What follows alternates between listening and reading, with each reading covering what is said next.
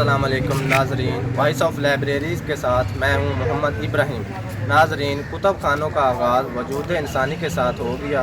इंसानों ने अपने कीमती तजर्बात नज़रियात को हकीकत का रंग देने के लिए किताब का सहारा लिया।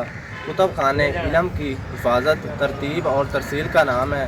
कौमों की तरक्की खुशहाली का इंसार अलूम फ़ानून और कुतुब खानों से मनसूब है। तो चलिए नाजरीन, आज हम आपको इल्मी खजीने पाक वतन की तारीखी और इकलौती लाइब्रेरी की सैर कराते हैं।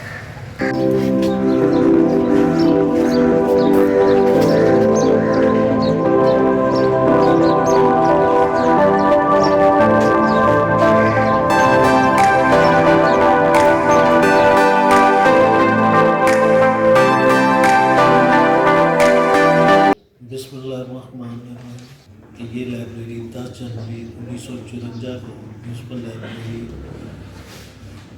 बिलमुकाबल कोठी रावा शर्मा बनी हुई थी। उसके बाद 1989 को ये लाइब्रेरी बल्दिया हाल की गैलरी में मुंतकिल हो गई।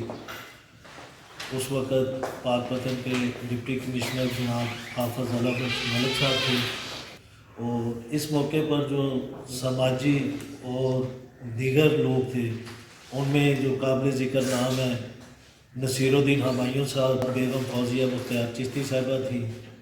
इस लाइब्रेरी में जो हमारे दरख्शिंदा सितारे जो हैं जनाब सैयद हुसनैन शाह साहब हैं, DPO चनियोट हैं इस वक्त, जनाब सगीर भट्टू साहब हैं फार्म ऑफिसर, और जनाब डॉक्टर रफ़ीउद्दीन तूर साहब काम सेट में जो है अपने फ़राइज़ मनसबी सारा अंजाम दे रहे हैं। ये गवर्नमेंट बावजूद पब्लिक लाइब्रेरी जो है पब्लिक फंडिंग से बनी है। इसमें आप महकमा एजुकेशन के पास है जो इसकी है वो जो बिल वगैरह जो भी है इसकी कर रहे हैं। महकमा एजुकेशन के अंदर चली गई है, पहले कमेटी के पास थी, अब ये महकमा एजुकेशन के अंदर है। लेकिन इसका क्याम जो है ये टोटली तौर पर पब्लिक फंडिंग के लिए हुआ है।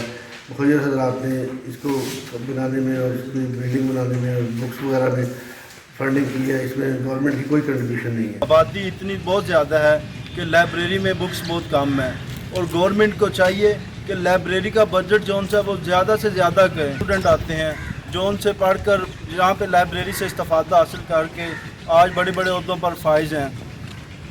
अस्सलाम वालेकुम, मेरा नाम असद जमान और मैं CSS का स्टूडेंट हूँ। यहाँ पे ओल्ड बुक पड़ी हुई हैं जो कि न्यू बुक हैं जो CSS की हैं वो वहाँ पे दरकार नहीं है, और फर्नीचर की किल्लत भी है यहाँ पे आरामदा चीज़ें नहीं है जहाँ पे हम बैठ के पढ़ सकें, और गर्मियों की दिन गर्मी बहुत ज़्यादा होती है जिसकी वजह से यहाँ पे AC नहीं है।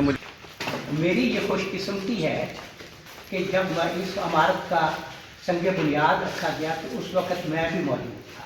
फिर जब इसका इफ्तिताह हुआ तो उस वक़्त भी मैं मौजूद था।